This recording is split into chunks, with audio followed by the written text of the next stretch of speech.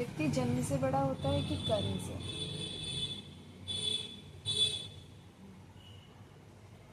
जन्म जन्म क्या हमारी इच्छा से होता है?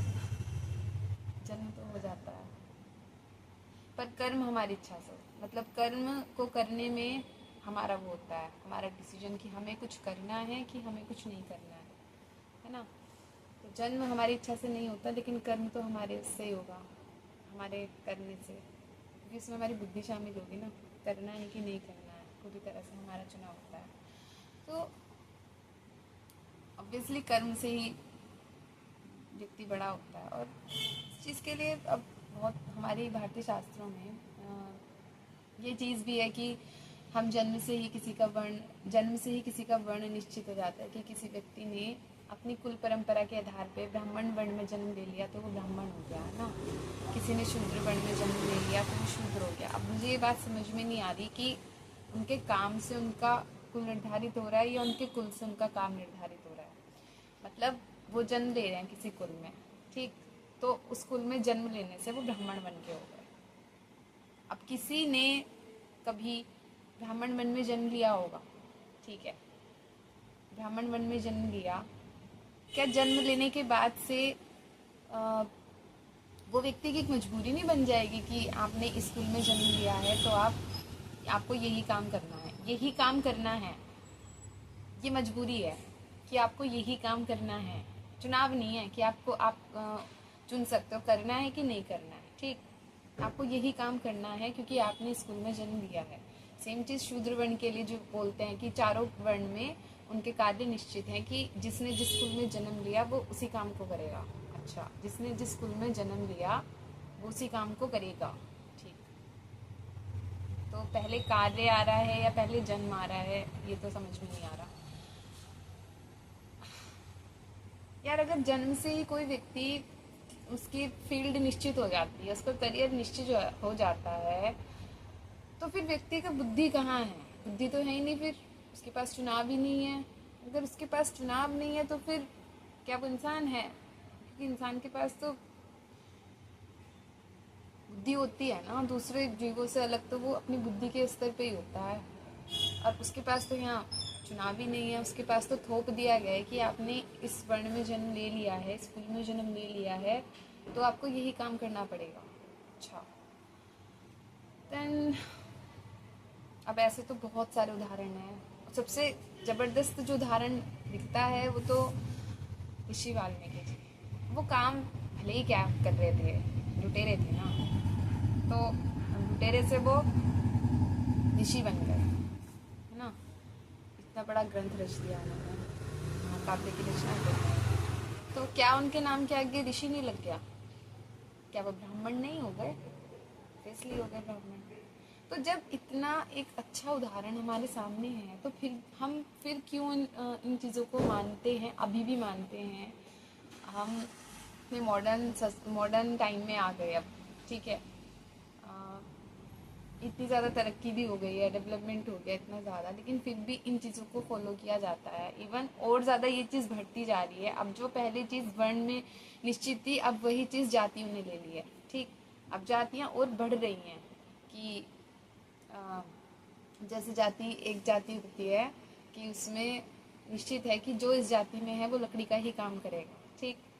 स्पेसिफिक है कि वो इस जाति में है तो वो यही काम करेगा। दूसरी जाति भी है कि अगर वो उस जाति में है तो वो बिजनेस का ही काम करेगा। तो ये चीज़ क्या हम लोगों ने और ज़्यादा बढ़ा नहीं दी, हमें ये चीज़ घटानी चाहिए थी। पढ़े एजुकेटेड होने का फ़ायदा तभी होता है जब जो पुरानी चीज़ें आ रही हैं उनको ख़त्म किया जा सके। गलत, मैं नहीं कह रही कि सब चीज़ें गलत हैं या सब चीज़ें सही हैं, लेकिन उन्हें आज के आधार पे, आज के समय के आधार पे अपडेटेड फॉर्म भी तो चाहिए होती है कि आज के हिसाब से अगर वो चीज़ सही है तो उसको अपनाओ। चाहिए चीज़ अगर सही नहीं है, वो कुछ भी हो सकता है, कोई भी कस्टम होता है, कोई भी रिचुअल हो सकता है, कोई भी परंपरा हो सकती है किसी भी तरह की, अगर वो आज के समय के हिसाब से सही नहीं बैठ रही है तो उसे बाय प्रैक्टिकल एक्सपेरिमेंट्स उसको हटाया जाए, ठीक, उसको ख़त्म किया जाए। और इसमें कोई कोई ऊपर से आसमान से तो कोई उतरेगा नहीं, है ना, कोई भी करने कुछ आसमान से नहीं आएगा, लोगों को ही करके करना पड़ेगा, लोग ही करने वाले होते हैं, उन्हीं को चीज़ें अप्लाई करनी पड़ती हैं। तो यार जन्म से कोई भी कुछ नहीं होता, जन्म से सब एक ही जैसे पैदा होते हैं, सिर्फ बॉडी का फर्क हो जाता है, कोई लड़का पैदा हो जाता है, कोई लड़कियां पैदा हो जाती है, कोई कुछ भी पैदा नहीं होता है, कोई अदर जेंडर अदर भी हो जाते हैं, ठीक है। लेकिन हमें दूसरे लोगों से अलग बनाती है हमारी बुद्धि, हमारा विवेक, हमारे सोचने समझने की क्षमता, निर्णय लेने की क्षमता, ये चीज़ें। तो ये चीज़ें हमें अलग बनाती है, और ये चीज़ें अगर हम यानी दूसरे इंसान से अलग है तो हमारे कर्म भी ऑब्वियसली अलग होगा, अलग करने का तरीका होगा। हर व्यक्ति की अपनी एक क्या बोलते हैं, अपना एक अप्रोच होता है कुछ भी करने का, अपना एक दृष्टिकोण होता है, अपना एक नज़रिया होता है कुछ भी करने का। उस हिसाब से उसका करियर, उसका जो भी जिस भी फील्ड में वो जाना चाहेगा वो निश्चित होगा। तो जन्म से कुछ भी निश्चित नहीं होता है, सब कुछ कर्म से होता है। अगर कर्म नहीं होता, कर्म महत्वपूर्ण नहीं होता, तो भगवत गीता में कर्मयोग इतनी इम्पोर्टेंस कर्मयोग को क्यों दी जाती है। इवन कर्मयोग का तो पूरा एक अध्याय श्रीमद् भगवत गीता में है, कर्म पे बात की है। कर्म करो, सकाम करो, निष्काम करो, जैसे भी है करो, लेकिन कर्म करो। वहाँ तो जन्म के आधार पे कोई बात ही नहीं है। इवन जन्म के आधार पे उनके जो भी रिश्ते वो साथ में उस समय वहाँ पे उनके सामने आके खड़े हो गए, उन्हें याद आ रहा है, उसे हटाया जा रहा है कि ये तुम्हारे जन्म से जो तुम जिनके साथ वो हो रहे हो, तुम्हें ये देखना पड़ेगा कि क्या वो लोग सही हैं, क्या वो लोग जो सही है उसका साथ दो, जो गलत है उनका विरोध करना ही पड़ेगा, सामने चाहे कोई भी खड़ा हो, कोई भी हो। मोह में फंस नहीं सकते जब चीज़ें इतनी ज़्यादा हमारी आंखों के सामने हमें सही और गलत जब दिख रहा है, तो ऑब्वियस सी बात है कि हमें डिसीजन लेना पड़ेगा, ज़रूरी है ना। हम वहाँ पे नहीं, तो यहाँ पे हमारे कर्म निश्चित करेंगे कि हमारा कर्म हमारी बुद्धि से निश्चित होगा कि हमारा कर्म क्या होगा, ठीक। और ऐसी बहुत सारी चीज़ें यार, सिर्फ किताबों में लिख दिया कि वर्णाश्रम पद्धति होती है, ये वर्ण होता है। पहली बात तो यही, मुझे तो यही समझ में नहीं आता कि जन्म से कोई भी व्यक्ति ब्राह्मण कैसे हो सकता है। ब्राह्मण का अर्थ क्या होगा, जिसे ब्रह्म का ज्ञान हो, ब्राह्मण। मेरा ये सवाल है कि दुनिया में जितने लोग ब्राह्मण घूम रहे हैं, जो बोलते हैं कि हम ब्राह्मण हैं, जन्म से ब्राह्मण हैं, क्या उन सबको पता है कि ब्रह्मा क्या है? ये सब ब्रह्मा को जानते हैं। इवन ब्रह्मा को तो चलो जाना भी नहीं जाता, जिज्ञासा की जाती है उसको जानने की। क्या जिज्ञासु भी हैं? जानना भी चाहते हैं, जानने के इच्छुक भी हैं। शास्त्र सिर्फ किताबों पे लिख दिया और उसको जैसा है वो वैसे का वैसा ही मान लिया, किसी भी चीज़ है ना, जैसा है वैसे का वैसा ही मान लिया, तो हो गया। ऐसा ही होता है। मतलब यार, खेत में अगर अनाज पैदा भी होता है ना, तो उसके साथ भी श्रम किया जाता है। उसे एज इट इज़ हम उसका यूज़ नहीं कर लेते। उसे भी फसल के रूप में जब वो अनाज पैदा होता है, उसके साथ पहले उसे फसल से अलग किया जाता है, फिर उसका क्या बोलते हैं, छिलका उसका अलग किया जाता है, उसमें से जो गेहूं की जैसे प्रक्रिया होती है, चावल की जैसे प्रक्रिया होती है, सबके साथ समय लगाया जाता है कि कैसे वो हमारे खाने के यूज़ में बने।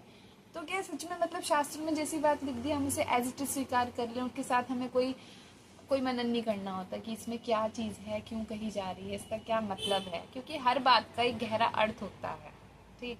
बिना डीप अर्थ के तो ऋषि लोगों का दिमाग तो खराब हुआ नहीं होगा कि उन्होंने इतनी साधारण चीज़ें, चाहे कहानियों के रूप में हो, चाहे श्लोकों के रूप में हो, लिख दी हो, कि उनका दिमाग तो खराब नहीं हुआ था। हाँ, उन लोगों को बेचारों को ये नहीं पता होगा कि आगे की पीढ़ियाँ इतनी मूर्ख हो सकती हैं कि हम जैसा लिख देंगे वो वैसा ही स्वीकार कर लेंगे, उसके साथ मेहनत नहीं करेंगे। इतना कॉमन सेंस सब में होता है कि चीज़ जैसी सामने दिख गई है उसके साथ सोचना भी होता है कि क्या है, क्यों है, कैसे है, और किस सोच के साथ लिखी गई है, उसको लिखने वाला कौन है, जिसने वो लिखा है उसकी ज़िंदगी क्या थी, कैसी थी। हमें सबसे पहले स्रोत को जानना पड़ेगा, है ना। हम कोई भी चीज़ पढ़ते हैं, हमें पहले स्रोत को देखना पड़ेगा कि वो चीज़ किस बुद्धि से आ रही है, उसकी चेतना का क्या स्तर है। तो वो निचली बातें, इस तरह की बातें, वो मतलब समाज में इस तरह का विभेद पैदा करने वाली चीज़ें एक ऋषि लिखेगा, सीरियसली। ऋषि लोगों का दिमाग इतना खराब हो सकता है कि वो वर्णाश्रम पद्धति लिखेंगे, आश्रम लिखेंगे, और वो ये कहेंगे कि जो स्कूल में पैदा हुआ वो ऊंचा और जो स्कूल में पैदा हुआ वो नीचा। मतलब अगर शूद्र भी है तो उसका अर्थ तो जानना पड़ेगा ना कि शूद्र मतलब क्या, क्षत्रिय मतलब क्या, वैश्य मतलब क्या, ब्राह्मण मतलब क्या। ब्राह्मण का मतलब भ्रम और ब्रह्म एक शब्द का ही डिफरेंस है, वरना बोलने में लगभग लगभग सेम सा ही है। लेकिन हमने क्या किया कि दोनों को एक ही मान लिया। तो इसलिए ज़्यादातर लोग जो ब्राह्मण कह रहे हैं ना, ब्राह्मण तो है नहीं, वो भ्रम में ही जी रहे हैं कि वो ब्राह्मण है। जन्म से कोई कुछ भी नहीं हो सकता है। जन्म ही जब हमारी इच्छा के आधार पे नहीं हुआ तो जन्म से कोई कुछ भी कैसे हो जाएगा। अब भले ही जो लोग ब्राह्मण कहते हैं कि हम जन्म से ब्राह्मण हैं, और उनका वे ऑफ लाइफ देखना ज़रा, वे ऑफ लाइफ उनका, खाने में वो क्या खा रहे होंगे, क्या कपड़े पहन रहे होंगे, क्या वो देख रहे होंगे। और अब तो यार सबसे अच्छी चीज़ पता है क्या, हमारा फ़ोन। अभी थॉट पढ़ा था मैंने कि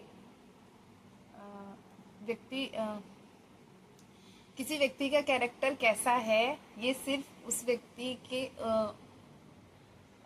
किसी व्यक्ति का कैरेक्टर कैसा है ये सिर्फ उस व्यक्ति का फोन बता सकता है। हाँ, ये चीज़ थी। तो सच में अगर व्यक्ति को सच में जानना हो ना, आज के इंसान को अगर जानना हो कि वो सच में है कैसा, तो वो कुछ भी ना करे, किसी से भी ना पूछे, बस एक बार ना अपना ही असेसमेंट करने के लिए अपना फ़ोन देख लो। आप उसमें क्या क्या देखते हो बैठ के, क्या क्या करते हो, क्या क्या उसमें सर्च करते हो, और किसी का नहीं ना, अपना सच खुल जाएगा। और ईमानदारी के साथ अगर स्वीकार